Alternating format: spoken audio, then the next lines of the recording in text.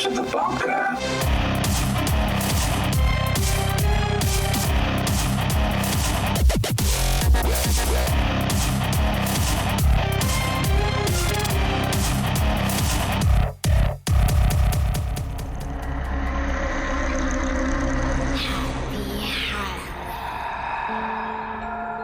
What day is it, It's Halloween. Oh, right. Of course it's Halloween. So, what's the big deal? Taking candy from children. Such fun. Yes, I love fun games. But I don't like candy. We know that. I prefer blood. Again, we know. But you're missing the point. You're hurting my ears. This is Tom's bunker, not some playground. What's the point that you are trying to make? Dad, it's Halloween, dumbass.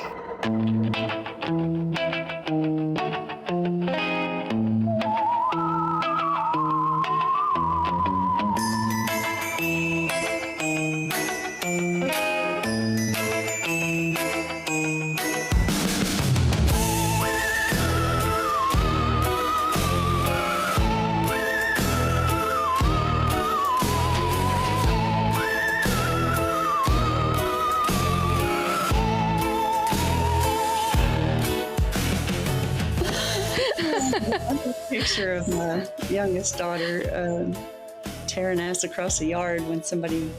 This one wasn't me scaring her; it was a neighbor. He was hiding behind a bush. She was probably about 5. 5. I was too young. I didn't scare them until they got in middle school. That's fair. And some payback for their smart mouths they were developing. Mm-hmm. It builds character. There you go. So what are y'all's plans for Halloween this year? Any trick-or-treating plans or Halloween decorations? Nobody ever comes to my house, so I gave up. Really? You live too far. I don't have anywhere to go. Yeah. Well, once they started getting popular on the trunk or treats around here, because so many people are spread out, we didn't get anybody, and I had Fred in the window for a few years, and he just stood there looking lonely, so I took him back downstairs. Who's Fred? Fred is my 6-foot tall Grim Reaper with the flashing eyes and the mouth that moves. He's motion activated, and I would prop him up in the window, hoping somebody would come up on the front porch so he could come to life and scare people. He's holding a lantern. He's really cool, but nobody came, and I just got to feeling sorry for him. I still have him. So what are y'all doing for Halloween? I'm going to Texas. I'm not going to be at home for Halloween. My daughter that I'm going to stay with down there, my oldest daughter, they do their house up all the way. It's, first of all, they have these Christmas lights that stay up all year, but they're the kind that are meant to stay up all year. So they change the colors every season. Like they have Easter colors, Thanksgiving colors. And then they have their 2 12-foot skeletons in the front yard that are just horrible. The neighbors probably don't like it too much. They have a rock band on the front porch that's skeletons, and it plays along with the radio, with whatever song is on. It's like musically activated. Oh, that's cool. Mm-hmm. They got all kinds of stuff going on there. So they live in a neighborhood where a lot of kids come around. So I'm going to hang out over there, and maybe I have a black jumpsuit thing. Maybe I could dress up in black and jump out and scare someone. You're a shadow person. I don't know what we're going to do this year. It used to be in my area, we were very fortunate if we got 1 or 2 trick-or-treaters. In the last couple of years, we've had more kids move to our neighborhood. But one of the last times we went and did anything, my grandkids were here before my daughter and her husband were getting stationed overseas. And so we all dressed up. I took my old flight suit from the military and made myself look like the Ghostbusters. Jeremy and I did. And we trick-or-treated in the neighborhood, and then we loaded up the truck. We went to other neighborhoods, and we gave out to the candy to all the other people. They thought that was the neatest thing, with us sitting in the back of the truck giving out candy instead of going and collecting it. That's nice. That's awesome. That's awesome. Laney, what do y'all do on Halloween? Usually I try to find like any type of like little like Halloween like party with friends or get-togethers, but haven't heard of anything. So probably just wait around for trick-or-treaters. Usually whenever I do that though, no one comes, and I live in a very active neighborhood too, so it always makes me sad. I buy all this candy and I have to eat it all by myself. I mean, I'll do it, but Take one for the team, Laney. I'll have to eat this whole bag of 115 bite-sized Snickers. That's the worst thing in the world. That's just messed up. I know. In years past, fortunate or unfortunate, my kids didn't really ever participate in Halloween when they were coming up. We would just do big bonfires in the backyard. They would dress up like little princesses, and we'd roast marshmallows and hot dogs. Again, there weren't a lot of people that came around, and if they did, I think they were just afraid to come out to find out what was happening around that fire out back. Oh, yeah. I mean, it doesn't help if you have a big cauldron and something brewing in it. Do you remember those costumes when we were kids that were plastic? Tie on the little pantsuit, and then the mask was like hard, crunchy plastic. Yeah. With the elastic band that ran around behind the ears. Yeah. Like Casper the Ghost. Those are so horrible. They would just drip with sweat. I know, difficult to breathe in a sweatsuit at the time. Ugh, yeah, that was disgusting. I don't know if you would call me cheap or just thrifty. I don't like spending money if I don't have to. And so, like I mentioned before, one year I took an old green, like a Kelly green ball dress, and I put on wings and I was Tinkerbell. Oh. Another year I took a tan flight suit and, like I mentioned, became Ghostbusters. That was real easy to do. One year I took my former wedding dress from my previous marriage of 20 years and I did like the Day of the Dead and called it my dead wedding. Missy, I did something like that with an old wedding dress. I ran over and put tire tracks on it. Wow. Oh, that's awesome. I can remember one time also being invited to somebody's wedding. It was going to be in a castle and it had kind of like the medieval Gothic theme. And I found an old black Stevie Nicks looking dress and some long star metal earrings. And I wore that and everybody thought it was great. And I'm thinking, I just got this out of the kids' dress up clothes. So speaking of the homemade costumes, though, I used to do that with my kids. And I had my daughter dress up like a 70s or 60s even hippie child. And my son was, what was he? He must have been a hippie too. He was much younger though. Some of those put together at home or thrift store finds are pretty awesome, what you can do with them. I've seen someone do Carrie with like, they'd go get like homecoming or prom dresses from like any local thrift stores and then getting the gallons of the fake blood and just dumping it over top of themselves. That's a great idea. I'm like, that's pretty easy. Pay like $10 for the dress and the fake blood, and it's a good, scary, cheap look. Well, I appreciate you sharing that because I still think I have a closet full of prom dresses from my daughters and different gowns from formals, if I could fit into them. But that might be something I can do without having to spend a penny this season. Really good idea. How long does it take the fake blood to dry? I want to say like 30 minutes. Oh, okay. Hey, are you kidding? It's deer season. Oh, yeah, just get some deer blood. Hey. Bringing the whole immersive experience, the smell and the sight. That'll really get people on their edge. It's so realistic. More trouble than you asked for with that. Dogs will be falling.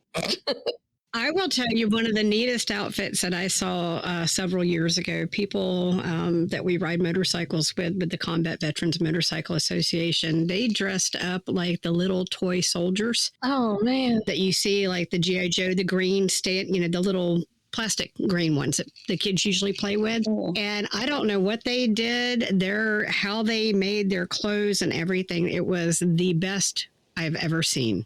Like, incredible. I'd have to find out how they did that and see if I can find some pictures to share with you guys. That would be awesome.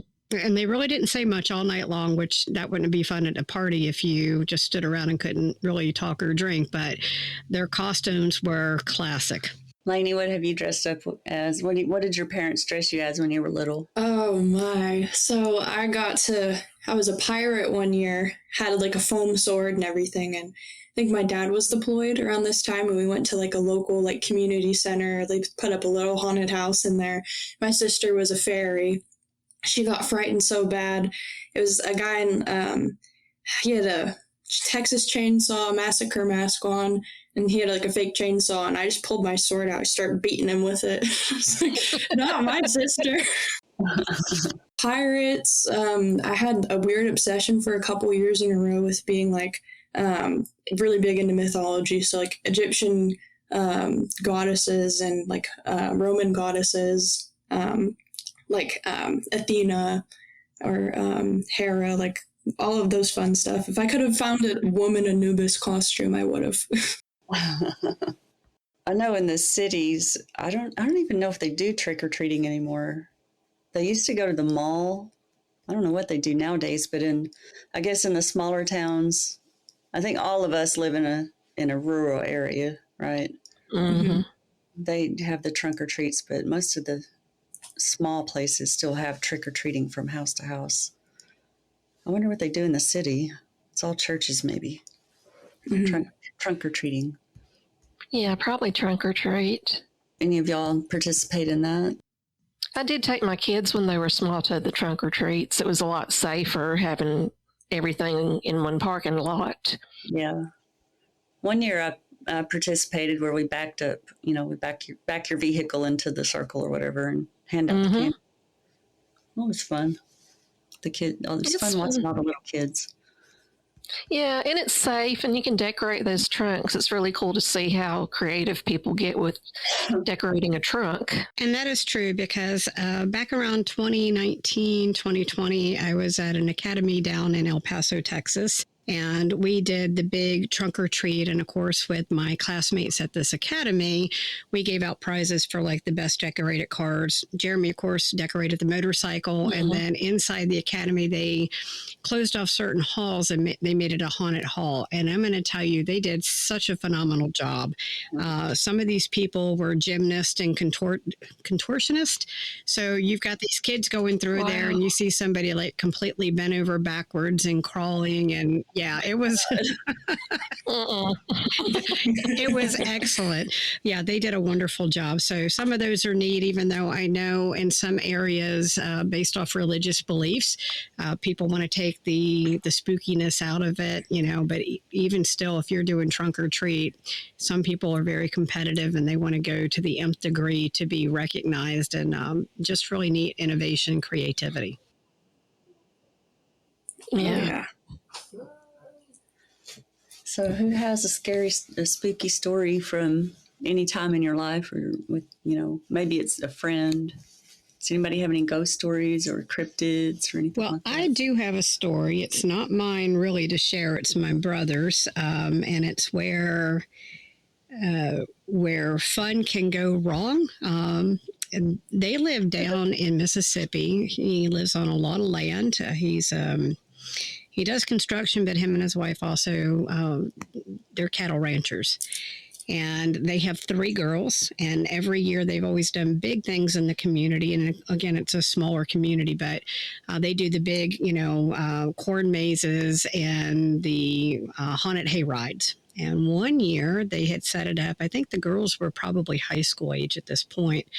And he would go all out. He would have all kinds of things set up in trees and they had taken some coveralls from my sister-in-law. Unfortunately, she came from a family with 3, and both of her brothers had died. One died of a terminal illness. Another one was killed in a farming accident. And she had inherited some of these coveralls. And so my brother had taken these along with several of his other coveralls. And he had people hanging up in trees, the skeletons with the clothing and stuff on it. Well, in that area, I think racism is still very much alive. And one of the neighbors saw these things in the trees and swore that he'd hung somebody, that he'd hung a black man. And they called law enforcement out there and they took all of his stuff. It definitely stopped all the fun. And it became a lawsuit. And later he was like, no, this is something we have done every year. And we invite everybody from the community to come out. I don't know where this person's got this information that they thought we hung somebody out here.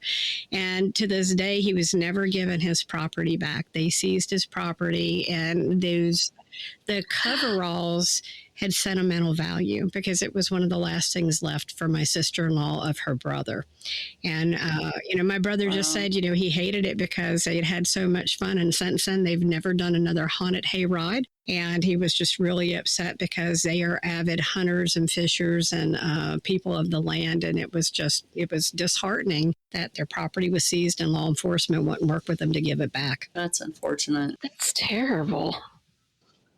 People suck the fun out of stuff sometimes. Oh, yeah. Oh, that's right. I mean, I can imagine from another point of view, but, trust but verify. How are you going to accuse somebody of hanging somebody on their property and you didn't? This is a test from the emergency podcast system. Had this been an actual emergency, you would have heard this instead. Alert, alert. Someone on this podcast has hit their mute button, causing a temporary conversational flow stoppage. We are working diligently to resolve this embarrassing situation. Thank you for your time and patience. This concludes our test.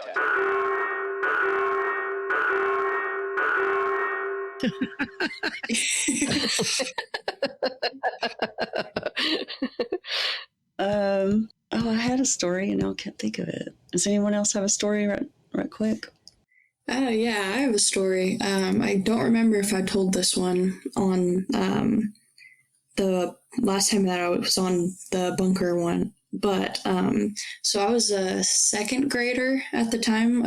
I think I was like, oh, how old was I in second grade? It doesn't matter. So I'm in second grade, and in my town that I was living in, they did a little festival it was like a Czech festival celebrating like the Czechoslovakian history of the town. It's like a big thing. They have parades and everything. So I got to be featured my school on like a little float, and we're going through that. Everything was good. It finished up, and we go into this antique store, and my mom and my sister are with me. And I was like, I really have to go to the bathroom. Like, a little kid, when they have to use the restroom, they have to go. And it's like, I have to go. So my mom and my sister, they pull us into this little antique shop. It's kind of like a family restroom. It's like just a one-roomed bathroom. So I get finished up. I'm washing my hands, and I look at my reflection in the mirror. And to the side of me, I see this old couple. And they look pretty disheveled, really wicked, look torn up. Their clothes, almost like pioneer times. Their clothes were all like torn up. And so I'm starting to freak out. I'm like, hey, Mom, there's people in here and they're watching us and they don't want us in here. She's like, what are you talking about? What are you talking about? And so we finish up in the bathroom, and I'm pretty shaken up. And so we're still walking around the little antique store.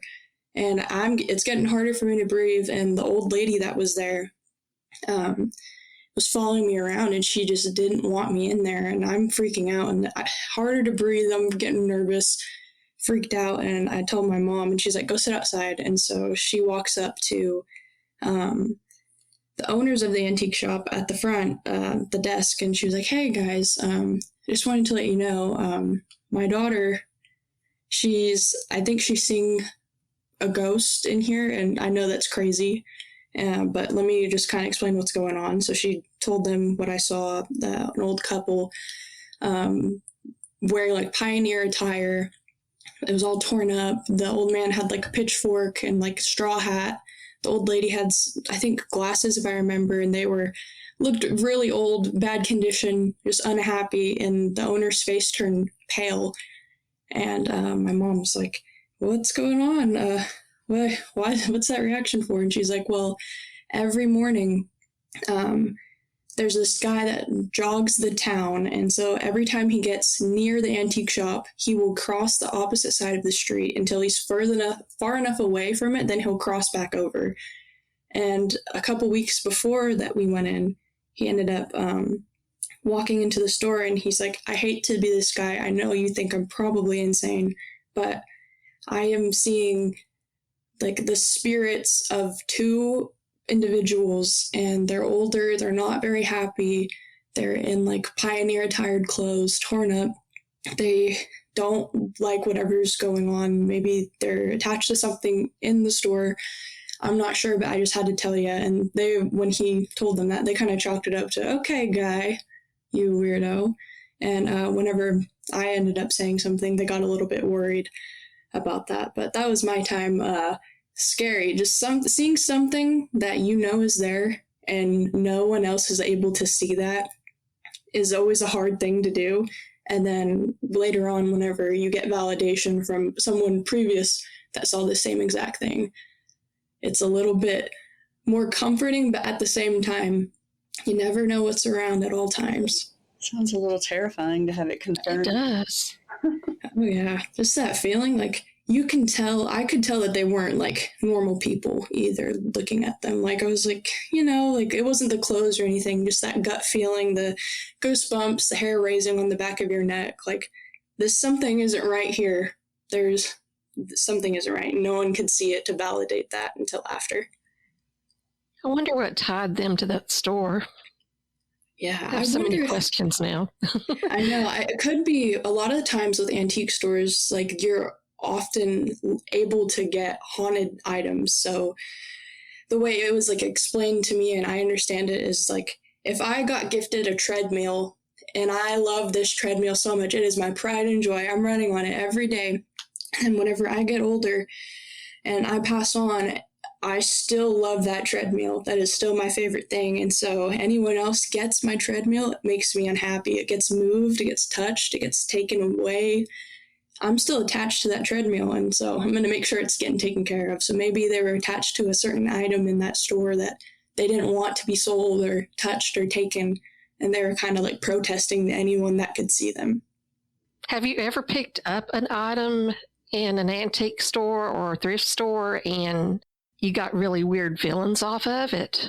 Oh yeah. Anytime I go to like a Goodwill, I try to go in and out very quickly. My sister's a big thrifter. She likes to take her time and browse and touch everything. But certain things, like I get in there, I start getting sweaty and like cold chills out of nowhere. I'm like, something's attached to this. I don't like this. And I've heard many stories of people getting like dolls, especially like porcelain dolls, getting them from like a thrift store, antique store, bringing them back, and then things start happening in their home, and then they end up placing it online for someone to take it. And usually people take it, especially if you label it like haunted or suspected to be haunted, people eat that stuff up, which not me. I am good on that.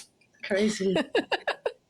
I picked up a book one time at a thrift store, and it was an old book. And I'm like, this is so cool. And I had it in my cart, and then I started feeling really depressed. And I was like, what in the heck is wrong with me? Because thrifting makes me happy. And I had to get that book out of my cart. And when I did, I started feeling better. But that's really the only time that's happened. Most other things are cool, but just having my hand on it and then put it in my cart, I was just having this dark cloud, and it sucked. And so, yeah, that was the only time. I've never had that in a Goodwill, though. But that is weird how certain items can evoke certain feelings. Mm-hmm. Mm-hmm. Kind of like an imprint is what I kind of think of it. Like certain things, like maybe that was their favorite item, or maybe that was like the last item they had of someone that they liked, and then like stuck to it in the end, or kind of guard it. Like we all have that favorite purse or, favorite t-shirt that we don't want anyone to get, or blanket even, or even a book. So you feel positive and negative energies then, right? Oh yeah, very much so. To the point like going in big crowds usually will get me. Well, I usually will get anyone just because of nerves, but I can feel pretty much. I can step into a room and know how everyone's feeling and feel their vibe immediately. So I know if it's one where I need to kind of be calm, quiet, or if I need to make someone laugh or kind of look around. Like that discernment, I think everyone has. It's just about making sure it's on. Sometimes it's better to turn it off, just because your energy, it's more like someone else could tap into it and kind of change it. See, I don't know how to cut it off. I don't have it as intense as you do, but there are stores or places I'll avoid, I guess, because all the a lot of the people who go in there just have these negative energies, and I'm feeling that, and I don't want to go into that store. Or a person can come by, and you can tell by looking at them, and you can feel it. It's like a wall. You can feel if something is off with them, and then they're lying and saying everything's fine, everything's fine. And then it's like, I know it's not, because I can feel it. I don't have it as intense as you do. I know someone that has it way more intense than I do. My friend's mom, she's actually native. She's from Wisconsin and went down to a rural area, and she's and she feels everything. And she was very close with her medicine man before she ended up leaving. But I went to a crystal shop with her one day. She needed to get more sage because she was she liked cleaning her house physically and energetically. So if her daughter came back from school and had a bad day, she would stop her immediately before she could step foot into the rest of the house. She's like, stay still. Let me cleanse you really quick before you throw off everything in the house. Like, it took me all day to fix the feng shui in here. So I went with her to a crystal shop to get some more sage to clean her house with, and she's told me, she's like, stay away from that back corner. And I was like, what do you mean? She goes, don't go in that corner. And of course I'm like, I'm going in the corner. What do you mean? And immediately I just felt like sad immediately. And she's like, what did I tell you about the corner? She's like, now I gotta cleanse you. She's like, something's wrong in that corner, and I told you not to go in it. And I was like, I didn't even know that the corner had a problem with me, I guess. But no, is that the same thing as an empath? Yeah, I would say so. Okay. I didn't know what that was called until years after I had those negative, positive, and didn't know what it was. And then I heard that term read in an article one time. Yeah, I think that's the term they use now. Some churches will say you have the gift of discernment. Mm-hmm. I think it's the same thing. Yeah, discernment and like being an empath, I think is the same. The way it was explained to me, or I understood it, was if you're having a bad day and someone comes near you and they're like, oh, that sucks. Oh, I'm sorry. That's sympathy. But empath will be able to feel that. I'm like, oh, I understand exactly what you're going through. I feel that. I'm like extremely sorry.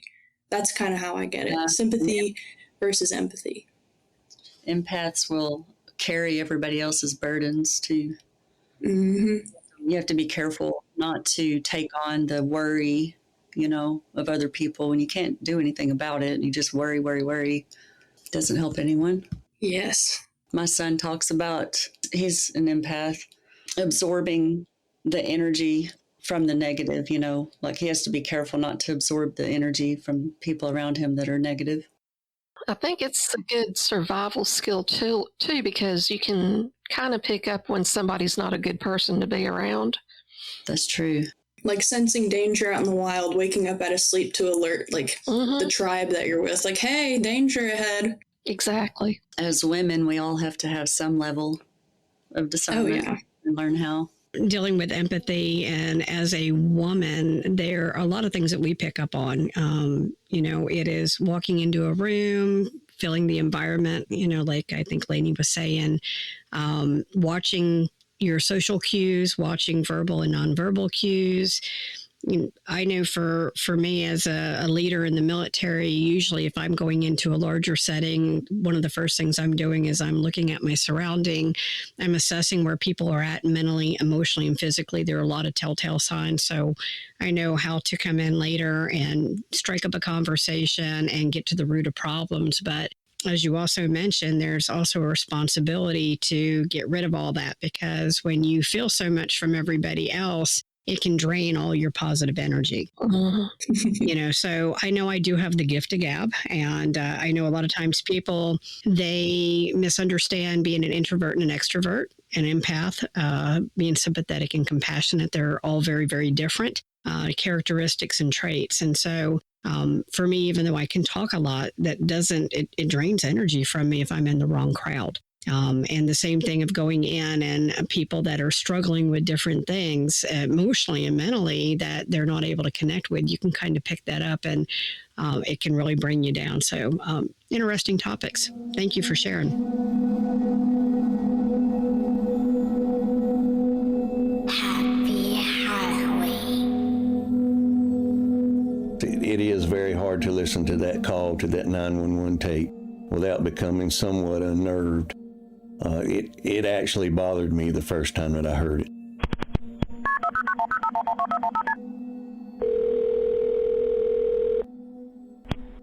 Henry County 911, what's the address of your emergency?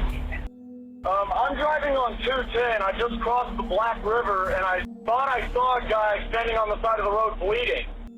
Okay, where are you at, sir? I'm on 210. I just crossed the Black River. I'm heading towards 53 East. I just passed Patriots Watch. Okay, so you're over near Morse Creek? Yes. Okay. And did you saw a man standing on the side of the road? What the? What was that, sir? That's not human! That's not human! Sir, are you okay, sir? There's something in the back of my truck!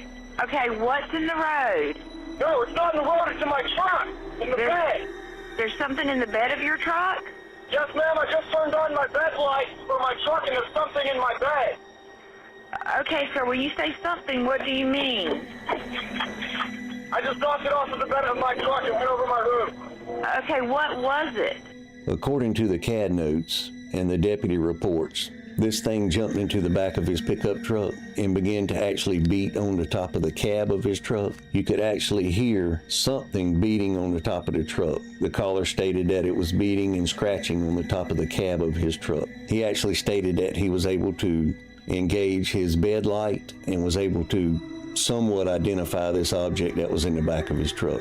At some point, he was able to slam on his brakes, and the force of inertia actually threw this thing out over his hood and onto the highway, where this thing stood up in the roadway, made its way to the wood line, and disappeared in the woods.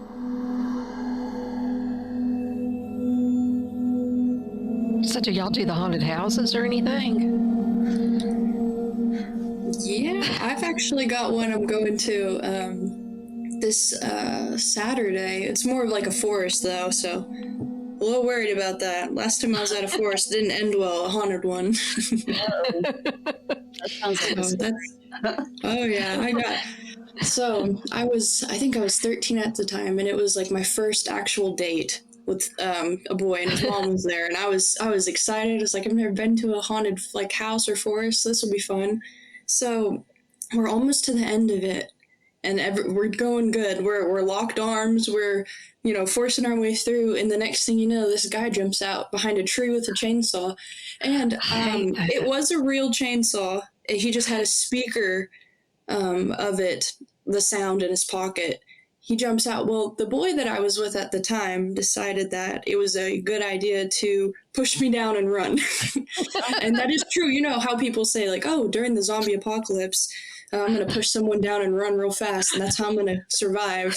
Well, I didn't think that was real until it happened to me, and I landed on that chainsaw on my knee. And I got up and I ran, and I had light wash jeans on, I remember. And after, when we got to the edge, they were not light washed anymore. My knee ended up getting sliced open from the chain. Yeah. Wow. Evaluate the choices of who you want to go on a date with. That's a good first date. If they're going to push you down and run, or they're going to take you and run with you. And if they can operate a chainsaw or not, I got lots of wood that needs to be cut down and chopped. Yes, exactly. I hate that thing, and they have them at every single one. Mm-hmm. I have a funny haunted house story. When Keith and I first met, he took me to a haunted house out in Boyd, Texas, which is a very small town, like super small. And we went in this haunted house. I think it might have been like our third or fourth time out together. I didn't know him very well yet. And I told them to, I'm going to hold on to you because they make it pitch black and I can't see in the dark very well. So I'm holding his hand. We're going through there and they cut all the lights off and there's like flashes of the black light with, monsters and stuff. You get like glimpses of them. And the whole crowd that was moving through at the same time with us kind of got squished together in a small area with these flashes of monsters and clowns and all kinds of crazy stuff. Everybody was screaming and pushing and shoving, and we made our way out to the door, including me. I was screaming, Keith, Keith. And we got outside, and I was holding somebody else's hand.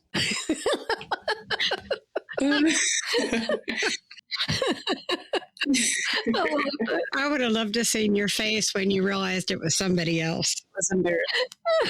Well, I've got another story I just thought of. It was from when I was a kid, actually a teenager back in the 70s, so I'm definitely dating myself. I had gone to Philadelphia, Pennsylvania, to spend some time with the family. And we went on a trip to Brigantine, I think it's how you say it, Brigantine, New Jersey. They had a haunted castle out on the pier. And I want to say they first did the haunted castle around 1976, and it lasted until mid 80s. I think I graduated around 84, and then shortly after that, I think the castle burned down. But I am highly allergic to poison ivy, poison oak, and poison sumac. And so when my aunt and uncle decided to take me and my cousins to go to this haunted castle, I just happened to get poison sumac all over my face. Like the right side of my face, all the way down my neck, was just big bubbling blisters. And so here I go to this haunted castle, and I wound up becoming the side attraction. Everybody thought I was part. So like you've got, you're going through these tunnels, you got rats and rubber tails and stuff hitting you. And then I have people looking and screaming at me because I had poison sumac so bad on my face. But I forgot all about that. And then you mentioned that haunted house, and I'm like, man, I was a teenager, and it'd be neat if that thing was still available. Can you imagine this time of the year, still in hurricane season, going to a haunted castle on a pier? Oh, wow. No. Ooh. That was a good story. That would be terrible, though. I wish I had pictures. And of course, I didn't have a good self-image to start with. Here's this little country girl going, the country mouse and the city mouse. And, I'm going up there and going to do stuff. And I got everybody looking at me like I'm the freak. And I had no clue that I was highly allergic to poison ivy, sumac, or oak until I got it. Oh, my God. I was going to ask you if that bothered you. That's terrible. Mm. Oh, no. Well, anyone else have any cryptid stories or anything else? Well, I was really interested. I know when we were all coming up online, Laney was talking about some of her stuff and dealing with crystals and the paranormal. I know she alluded to some of the things with in indigenous people and beliefs. Do you want to share anything else with that? Oh, yeah. I actually have a story from one of the times I went paranormal investigating. I have all the equipment for it, not all, but most of them. Like I have a REM pod, which tracks, I believe it does temperature, and then you set a range around it and it catches movement based off EMF, electromagnetic frequencies. So you can set it off if you're close enough to it, but nothing really should unless it goes off by it. At that time, nothing was coming from that. But we had a spirit box as well, which basically is a radio that just, it skims through the channels and scans through them, and you can put it through really fast. And the idea behind it is that something of the paranormal is able to get a message across by pulling outwards from like the radio stations. So we were out in the middle of nowhere, somewhere in Oklahoma at the time, and ghost hunting one of my friends. It was her boyfriend's grandparents' property. Cows, it used to be a cow farm, but now they're putting it up on the market. But he used to have some scary stories, just being there, never feeling like he was like alone when he was. Things moving around and like the grass by him, but there wasn't really any animals because it's flat prairie land. So we go out by a shed in the middle of one of these pastures, and there isn't any animals out there. So we're out there in the dark. We have some twist-off flashlights, which are supposed to, you twist them in between being on and off. and the idea behind it, but they're supposed to be off, but like they can be nudged to be on. So you set those down on the ground. And so the idea is that any type of paranormal entity could touch it and make it turn on and off. So we were out there, middle of a shed, middle of a pasture in the dark, with a headlamp was our only light. And I have some crystals for protection, as well as I have St. Michael, the archangel. He had oil from, it was St. Michael oil, which I think had frankincense in it, as well as something else for protection. And I pretty much was marking everyone. I was like the spiritual protector of the time. I was like, if we're going to go out and investigate this, I'm going to make sure that nothing's going to follow us home, keep us protected. But as we get out there, we start hearing stuff in the distance, throughout the grass. There's tall grass and movements all around us, like circling us. And I'm like, is there coyotes out here? I'm like, I don't think they'd be as bold to come up on a big crowd, because I think there was about 7 of us at the time. And my friend's boyfriend looked at me and he goes, well, I hate to say this to you, but I think I've been being followed by a skinwalker. And I looked at him and I was like, you just wanted to tell me this just now, as we're outside in the dark in the middle of nowhere, which is Navajo tradition. Or that's their lore. There is that a witch was able to shapeshift, because in Navajo, from my understanding of their folklore, a skinwalker is a medicine man that took the easy way out to learn how to shapeshift, because shapeshifting is how they protect their people from different bad spirits and good spirits, but it takes a long process to get there. And so usually they work with the bad spirits to be able to, shapeshift, and it turns them, instead of like a medicine man, into a like a witch. And so I was taken aback by that, and I was like, what do you mean? What do you mean you're... And so I was like, okay, guys, pack up. Let's go back to the truck. I'm not doing this anymore. I don't mess with native stuff, just because my friend's mom's native. And we started hearing more movement around us, and we get back towards like where our cars and trucks were, and all of a sudden, half of us heard this and the other half didn't. We hear like running, and it sounds like a stampede of... It sounded like almost like horses, like the cluck, cluck, cluck, cluck, cluck running at us, and wind started following it, and the grass was around us, was moving towards us, and then it just stopped as it like hit us. And only 3 out of like the 6 people heard it, and I was like, did anyone see that? Did anyone see that? And the 3 of us were like, oh my gosh, yeah. And everyone's like, what are you talking about? Like, I didn't hear or see anything. It's like, well, we're getting out of here before anything else can go wrong or happen. And pretty much that was my only experience that I could have had possibly with a skinwalker, although I'd like to chop it up and say it was just that Oklahoma wind, but you never know. That's creepy. I don't know what I would have done. Definitely prayed hard after. Tell us more about the protection, like the crystals that are for protection and stuff like that, the fragrances. Yes.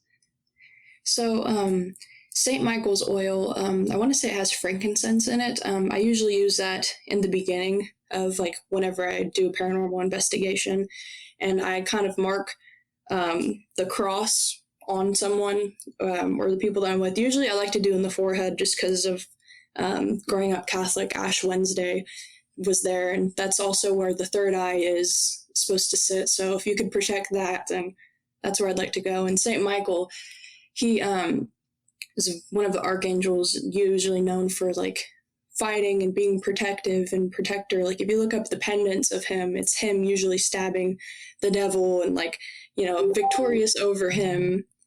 So I like to use that for protection, as well as St. Michael pendants and crosses. Usually I will always have one if I'm going to do an investigation, and usually I offer to somebody if they need it or if they don't have anything protective, or crystals. Usually I like to go with black onyx. My friend's mom, who's native, she gave me a black onyx necklace once, and I wore it and I wore it and I kept wearing it just because it would ward off bad energy, keep you protected and separate from anything that could harm you. Same thing with tiger's eye. It's supposed to be extremely protective as well. Hematite, which is one of my favorites. It's almost like a silver, like reflective crystal or mineral. Hematite's really cool. Mm-hmm.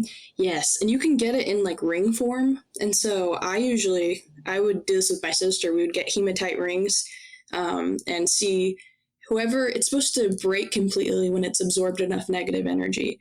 And so me and my sister would have a competition, see who's got the worst energy, whose will break first. And one time too, when I was in high school, my senior year, I got one for my boyfriend at the time, and I was like, oh, here you go.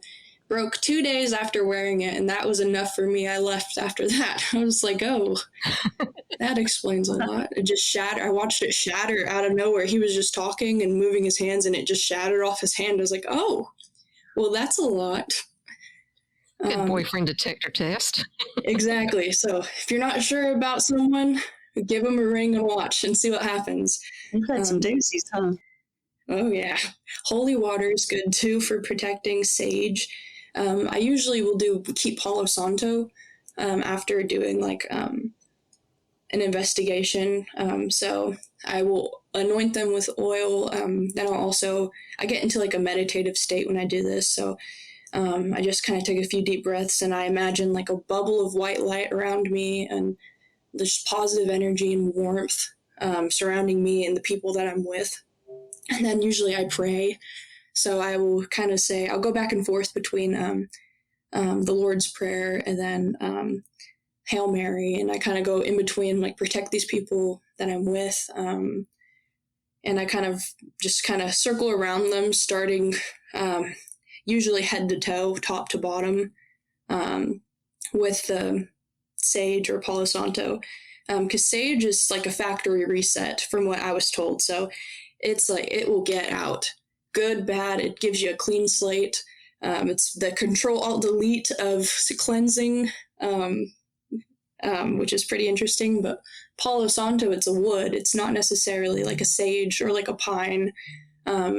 So usually with that, it only takes out the negative. So it still leaves the positive energy that you had prior, but it just gets rid of the bad. So judging off of what we had during that investigation is how I usually gauge which one to use.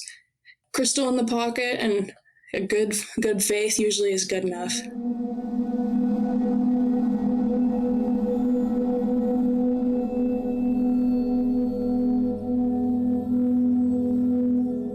And after hiking on a strange trail near the Appalachian Mountains, she begins to be hunted by something in the distance, and it does not go well. And even after making it out of the woods, it still continues to follow her. Yeah. Hi. Hi. Yep. I gotta get down. I can't go home. Please, I'm leaving.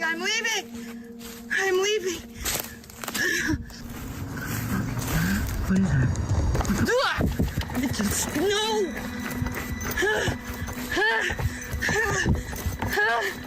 The fuck is it? Dude, no! It looks like a person, man.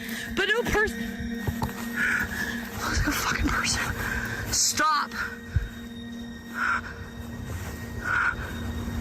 That ain't a person. Ah! It just keeps getting up and down. Stop! Fuck, I can't run.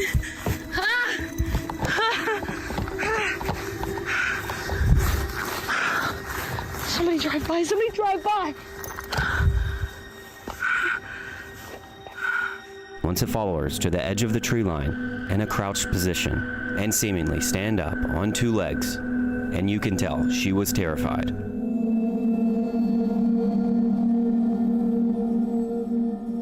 All right, well, I have a quick question for all of you, and we'll wrap it up with that. It's a little bit lighter.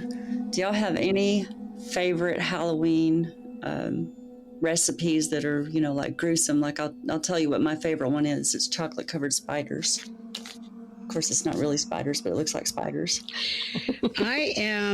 I love to cook, and I am always looking at different ideas and sharing them with my family. Some of the best things I've seen this season that I wanted to do are the charcuterie boards. And some of that is actually making what looks like limbs and stuff and putting your different types of meat, like how do you say that? What is a cured ham? Prosciutto? prosciutto. So yeah, so you take your different mozzarellas and stuff and prosciutto, and you can wrap it and you can make it look like limbs. I've seen different ones where you can make skeletons. Like I can send you guys some pictures in our group chat where you got all kinds of stuff that looks like skeletons that are oozing guts out and everything's edible. So yeah. I've seen everything that could be fun for kids, and I've also seen things that were really, really gruesome. But I love to have fun with food for all of the holidays. I just think that's a neat time to spend in the kitchen, especially with my grandbabies, and build those memories for years to come. I agree. Food is fun. I've seen people do the pigs in a blanket, but they wrap the breading like pretty thinly. I think they roll it out first to where it looks like a mummy, and they'll get candy eyes and put it on it to where you've got little mummies in a blanket or pigs in a blanket that look like mummies. I thought you were going to say, I can't remember what it is now, but it looks like a finger with fingernail on it. Oh, yeah. Oh, lady finger. Yeah. Do y'all remember those cans, like a little paperboard can of Chinese noodles that are really crunchy? Oh, absolutely. Yeah. They're like the La Choy noodles. Or in a bag too. Oh, yeah. And you and peanuts, and you melt chocolate chips, and you just drizzle it on that and mix it all up with a spoon, and it looks like spiders crumbled up. Ooh.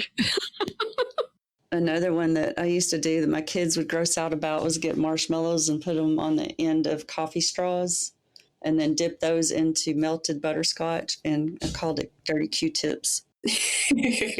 Disgusting but delicious. Name sounds disgusting, but the butterscotch sounds awesome. Yes. Yeah, I'm a butterscotch person too. Oh, yeah. I don't make a lot, but I like to eat it. I'm sure glad you guys took the time to come on here. I needed some girl time. Yeah, totally. Oh, yeah. This was fun. I'll have to do it again. Really, really glad you joined us, Laney. You had a lot of good stuff to share. Yeah. Thank you. I'm glad too. This was nice. Girl time is necessary. Absolutely.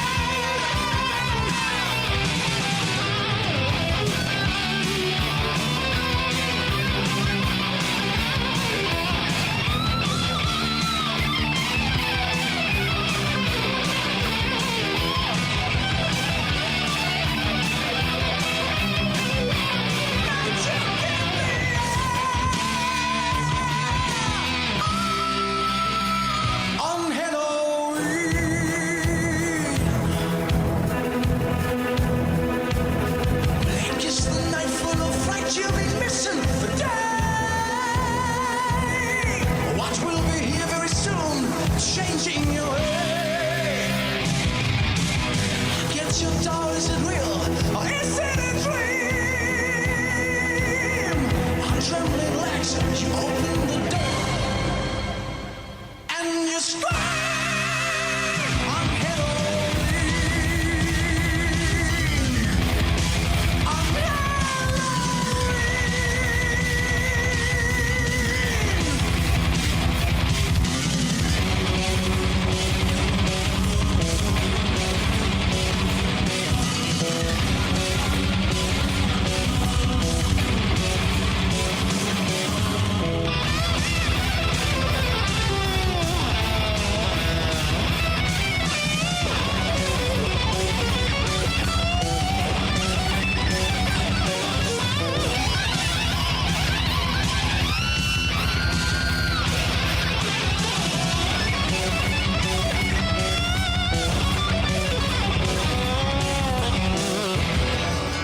darkness. Where am I now? Is there anybody out there? What has happened? Am I in heaven? Or is it hell? I can see a light coming. It's coming here. It's shining. It shines so bright. It's shining on me.